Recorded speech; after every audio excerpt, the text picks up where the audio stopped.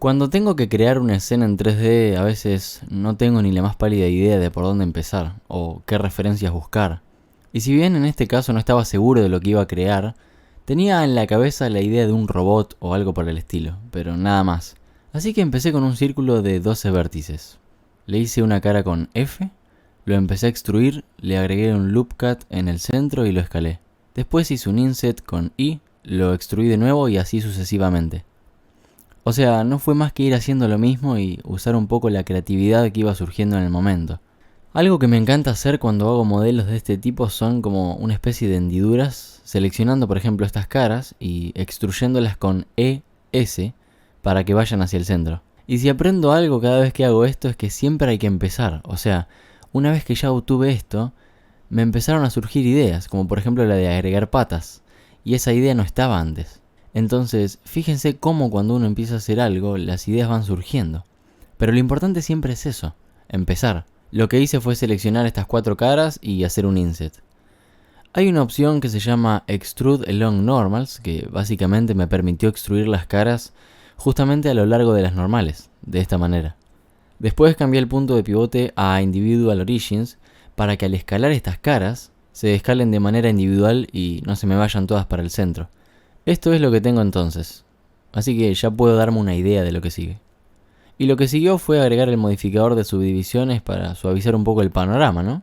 Y a eso se le sumó agregar varios loops para ir definiendo mejor algunas esquinas. Un detalle que se me ocurrió agregarle a las patas es un loop cut en el centro de cada una. Hacer un bevel con control B y como antes, extruir y escalar, extruir y escalar. En este punto fue cuando me quedé sin creatividad. O sea, se veía muy básico. Cualquiera se iba a dar cuenta de que son puros círculos extruidos y nada más. Ok, entonces, volví a las referencias y de nuevo empecé a buscar detalles que pudiera agregarle al modelo. Y si les soy sincero, no encontré ninguno.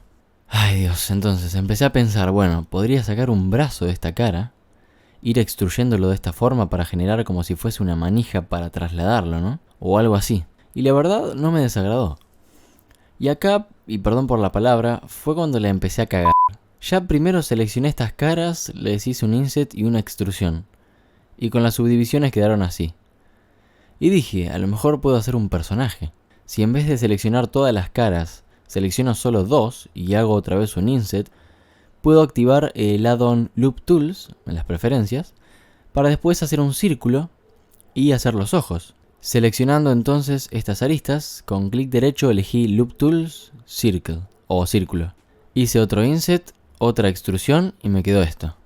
Probablemente una de las cosas más feas que vi en mi vida. O sea, es bizarro. Así que borré los ojos y dije, no, personaje no, porque claramente no es lo mío. Añadí un cubo entonces, le hice 15 millones de subdivisiones, fui extruyendo algunas caras y obtuve esta forma simple. Esto podía llegar a servir para agregar una especie de variación, ¿no? La pregunta es, ¿por qué lo dupliqué tantas veces? O sea, ahora que lo miro quedaba realmente feo. Pero bueno, en el proceso, como les digo, todo va cambiando. Ahora sí agregué un plano para darle un piso. Añadí una luz de tipo área. No quedó grabada esa parte, pero básicamente la dupliqué un par de veces y terminé usando 3 luces. Después, a partir de un círculo, empecé a jugar con estas formas, extruyendo de esta manera. Por ejemplo, hice un inset en esta cara y en esta otra, y de ahí saqué como una especie de tubos. ¿Saben qué aprendí de esta pieza? Es que si fuera de la vida real no serviría para nada. Del robot o de la nave, porque ya no tengo ni idea qué es, saqué una especie de conexión para ubicar el otro objeto. Algo más o menos así. Después empecé a duplicar las piezas y a ubicarlas por acá, y este otro cuerpo lo roté, lo ubiqué en esta parte y quedó mejor. Y digamos, ahí sí el modelo fue tomando un poco más de forma. Para el material usé el Principled BCDF de color blanco, y para el piso lo mismo pero negro, y fui jugando con las reflexiones, así que nada de otro mundo. La parte de los detalles es la que más me gusta. Para eso usé un solo mapa normal, que es este. Y esa misma textura la fui mapeando en diferentes caras, y básicamente fui probando en qué partes quedaban mejor y en qué lugar. Perfecto. Si les interesa entender esto en detalle, tengo un video sobre texturas desde cero. Otra cosa que hice fue seleccionar todas estas pequeñas caras y darles un material emission para que emitan luz. Y hasta ahora obtuve algo como esto. Algo es algo, pero todavía faltaba. Así que terminé usando un add-on que descubrí hace un tiempo y sirve para crear cables simplemente con un par de clics. El add-on se llama Cablerator. Fíjense, por ejemplo, hago este clic acá y una vez que ya hago el segundo clic, el cable se genera. Con la tecla S puedo disminuir el grosor de esta manera y con la tecla D la tensión. Es decir, si está más estirado o menos estirado. Y si se ponen a pensar, esos cables los hice en menos de un minuto. Si les interesa el add-on, se los voy a dejar en la descripción. Otra cosa que me gusta de este add-on es que también puedo dibujar cables a mano alzada. Si por ejemplo voy al menú añadir y selecciono Draw Cable o dibujar cable, observen lo que puedo hacer ahora. Mágico, ¿no? De esa misma manera llegué a esto.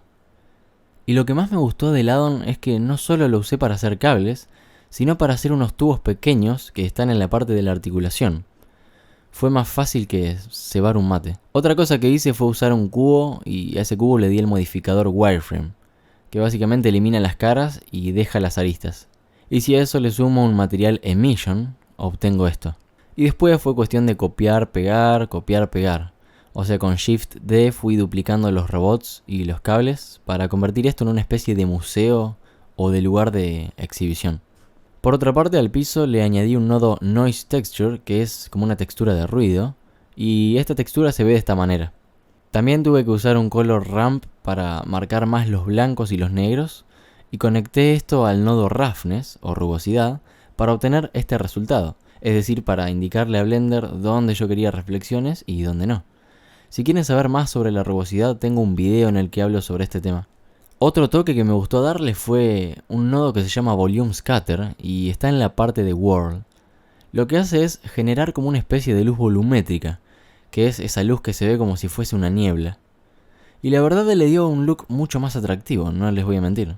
Para terminar, en la pestaña de Render Layers seleccioné aquellos pases que iba a usar y uno de los que sabía que iba a tener una postproducción era el Emission, que es el de luz. Para él usé un nodo Glare, es decir, para que el resplandor solo afectase la luz. Hay un video que tengo sobre la integración de un modelo 3D a un video real, y ahí hablo sobre los pases de render y cómo separarlos. Y bueno, nada más, nada menos, este es el resultado terminado. No es lo mejor que hice en mi vida, pero sí el trabajo que me dejó la enseñanza de lo que quiero transmitir hoy. Que todas las ideas que tuve surgieron porque di el primer paso. A veces la clave, o al menos en mi caso, no está en otro lado que en simplemente empezar. Así que espero que esto les haya servido, les mando un abrazo y nos vemos la próxima.